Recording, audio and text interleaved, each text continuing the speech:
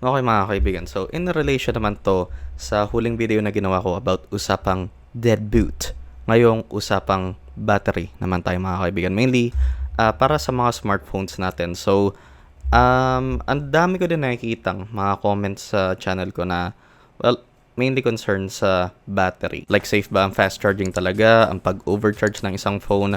Ano ba yung mga magandang charging habits, ganon? And kumpara dun sa video ko sa usapang dead boot, feeling ko itong video na to is significantly na magiging maikli to kumpara dun. At least I think so. Sa usapang battery nga po tayo mga kaibigan. So, ang kailangan nyo malaman na, regardless sa mga issue na na-face nyo or sa mga concerns nyo about sa battery ng mga smartphone natin is, ang number one na kalaban nyo natin pala is heat.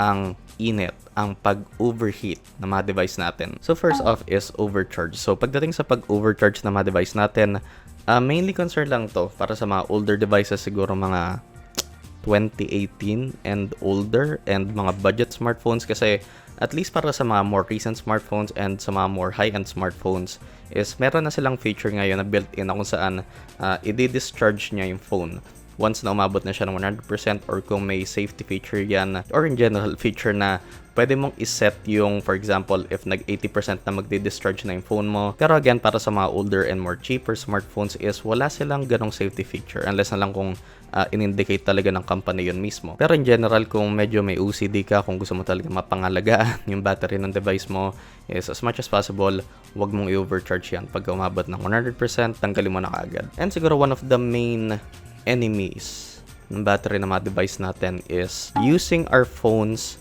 specifically when gaming and charging it at the same time. Kilala nyo kung sino kayo. Sabi ko lang mga kaibigan, just don't do it. And leading to sa third thing, which is bypass charging. Ngayon, bypass charging is a good solution, lalo na sa mga gamers yan na magdamag naglalaro sa mga phone nila. Pero if maganda, or well, hindi maganda yung implementation ng bypass charging sa phone na, for example, kahit na may bypass charging pero nag-heat up pa din significantly yung devices nyo, is wala ding point. Kasi ang point ng bypass charging is, ayan, iba-bypass niya nga yung battery ng device nyo. Pag nakasaksak yung phone nyo in bypass charging is, ipa-power up niya lang yung device nyo imbis na yung battery ng phone nyo. So as long as na maganda nga yung implementation ng bypass charging sa device nyo, and hindi naman siguro umabot ng 43 ganon degrees Celsius yung devices nyo while bypass charging, you're safe naman for the most part. And isa sa mga considered na safe na charging habit pagdating sa mga devices natin is yung 20-80 rule. Basically,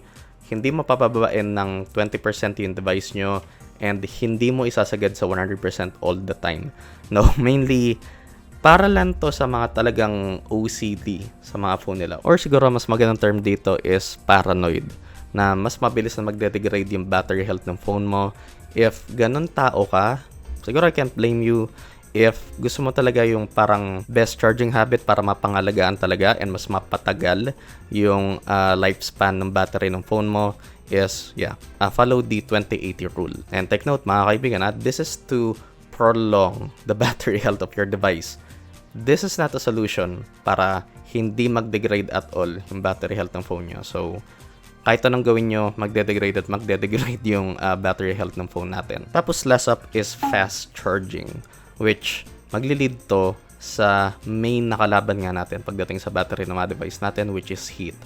Ngayon, fast charging in general is okay. Like, walang problema dito. Safe to as long as na maganda yung implementation. Just like yung binanggit ko kanina sa bypass charging, if maganda yung implementation ng fast charging sa device nyo, if hindi nag-heat up significantly, hindi nag-overheat yung device nyo while charging, is wala tong problema, completely safe to. Kahit na mapa 120 watts man yan, kung maganda nga yung implementation, for example, Xiaomi, and of course, hindi lang Xiaomi, yung ibang kumpanya, isang ginagawa nila is hinahati nila yung battery cell na nasa device nila. So for example, itong Legion phone ng Lenovo, nakalimutan ko yung mismong tawag dito. So ang ginawa nila, hati yung battery cell sa device na to. So in turn, mas magiging maganda yung efficiency ng phone when charging. And para sa last part nga kaibigan, and ang main kalaban nga ng mga battery ng devices natin is heat. So gagawin ko lahat ng mga kaya ko para parang illustrate sa inyo to as best I can. So yan nga yung battery ng device natin.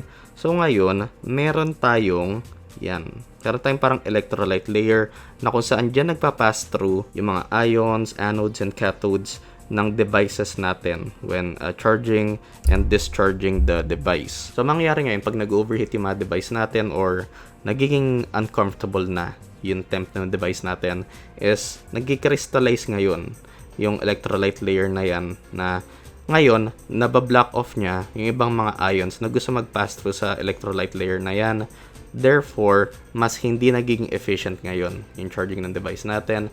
And at the same time, mas mabilis na magde-degrade yung battery health ng device natin. So yan, hopefully napaliwanag ko yun as simple as I can. And tulad ng binanggit ko dun sa usapang dead boot, is yung knowledge na to is base to sa pagkakaintindi ko pagdating sa battery sa mga devices natin. So, pagdating at least sa battery technology, it hasn't really changed much. So, primarily, lithium-ion pa din ang gamit ng mga smartphones natin. And that's gonna do it for now. Hopefully, nakatulong to sa inyo. Of course, as always, leaving a like is the easiest way to support the channel. Consider subscribing if you like my content and turn on notifications for all so you'll be updated on my latest videos. Gamitin ang Lazada and Shopee affiliate links ko. Ang laking tulong yan sa akin, mga kaibigan. Thanks for watching and I'll see you guys in the next one. Peace. Now I'm serving a Tesla. Going back, shawty with me, I stepped up. GTA for the ops and on Leicester. Shawty born to be my angel, yeah, I'm blessed up. Cooking right up in the stew, got a cheddar